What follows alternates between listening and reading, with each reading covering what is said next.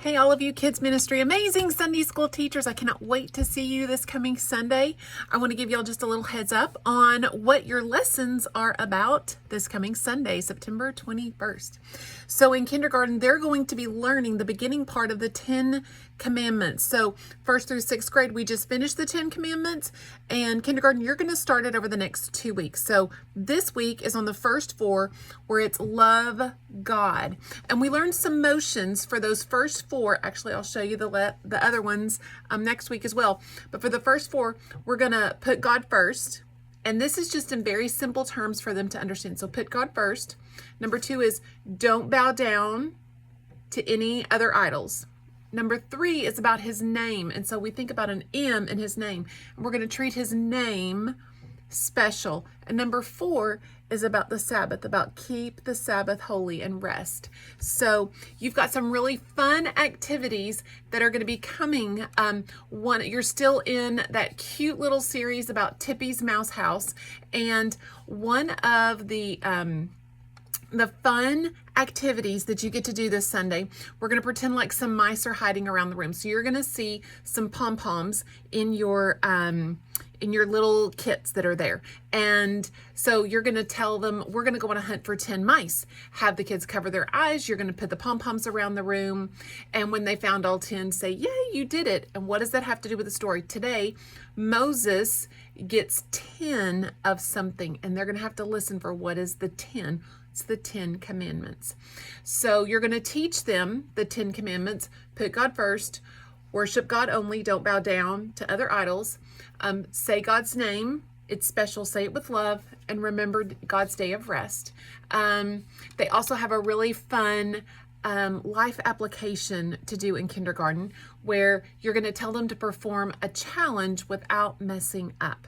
And so there's some fun little challenges in there, like tiptoe like Tippy the Mouse, crawl like Tommy the Turtle, wiggle like Willie the Worm. And that's going to they're going to mess up. Well, guess what? We will mess up too. And that's what the 10 Commandments shows us, is that we can't live perfectly. We need Jesus. And then they've got their fun little worksheets to do as well. So that's just kind of an idea of what is happening in kindergarten this Sunday.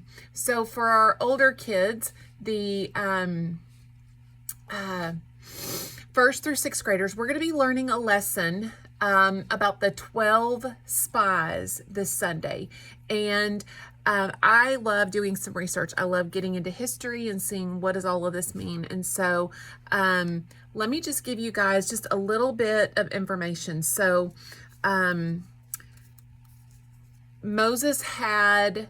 God had Moses pick one from every tribe, a leader from every tribe. And that number 12, so there was 12 spies. That number 12 is the symbolic meaning of government. So he was sending in the governing body to go see what the land was like.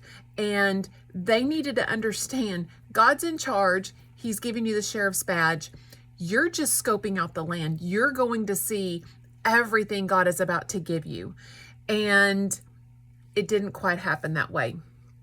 Then they were in the land scoping it out for 40 days. Now, 40 is also a very symbolic number. 40 means it's a time of teaching or a time of testing.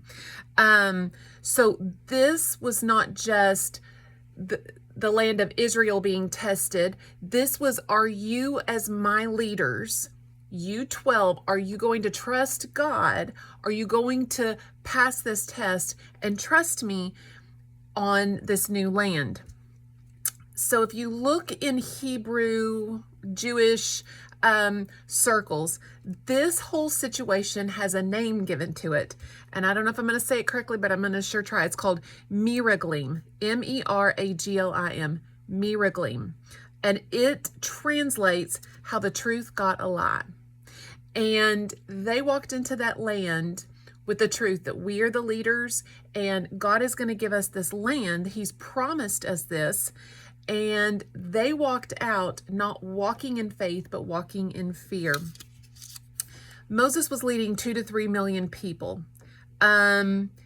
when those 12 went in, they saw a land of milk and honey. Milk was symbolizing that the land itself was good. The land was going to provide for crops. It was going to provide for their cattle, because then the cattle could give milk. And the honey symbolized pleasure. So all of that to say, when they came back, they had these huge grapes and these huge pomegranates and these huge dates, and they're showing how big and fruitful the land is, and everybody should have been excited. Instead, they focused on, we can't do this. And two things came to my mind during all of this. Number one, a house divided cannot stand, and the leadership was divided. And when that leadership is divided, it's not going to stand. The second thing is, stop telling God how big your problem is and start telling your problem how big your God is. So when all of that began unraveling and the 10 are flipping out, and they've got all the people flipping out, they're ready to stone all 4 of them, Aaron and Moses and Joshua and Caleb. I love this. When you are reading in the scriptures, I loved reading this. It's found in Numbers chapter 13. It's literally like God drops the mic, boom, and his spirit falls on the tabernacle, and everybody knows it. And is like, really? I've been leading you and guiding you by a pillar of fire at night and a cloud during the day. You see my presence, you've seen my power, and now you're going to doubt me. I love that God drops the mic right there in front of them, and somehow I had missed that. And I love it when God will drop the mic in my life and say, are you going to trust me? Or are you going to fall into fear? So I just want to give y'all a word of encouragement over this. Make this lesson fresh for these kids today and make it life applicable, because these kids also have the opportunity to walk in faith or fear. And talk to them. What does that even look like for you this week? So you're also going to see some great activities to do with your lesson. One of them, you've got some papers, and it's going to be challenge. And so they're going to be face down, and they're going to have to turn one over, and it'll say something like, challenge, walk on your hands all the way around the group. Well, these are challenges that seem impossible. And so, but what we know is with God, all things are possible. So there's some really, really fun activities that you can do with your group this coming Sunday. There's another one called Pass a Prayer, and this is where we're going to inflate a balloon and toss the balloon around to the group and encourage them to share their prayer request. Encourage the kids holding the balloon to just, how can we pray for you this week? The last thing I'm going to say is we are excited about how we're keeping track of things. And so if you can make sure, number one, you check in on your phone and go ahead and check into your group and tell us that all of those kids are there. That would be amazing and helpful, because it's just like, this is just like a second check system for us. Second, you're going to see in your room a list, and it's not just who is there, but who's not there. And I want to encourage every single Sunday's class, you've got to get some kind of a system going. I am seeing some of you Sunday school classes are already on this, and you are sending postcards and you are sending texts, and I just want to say well done.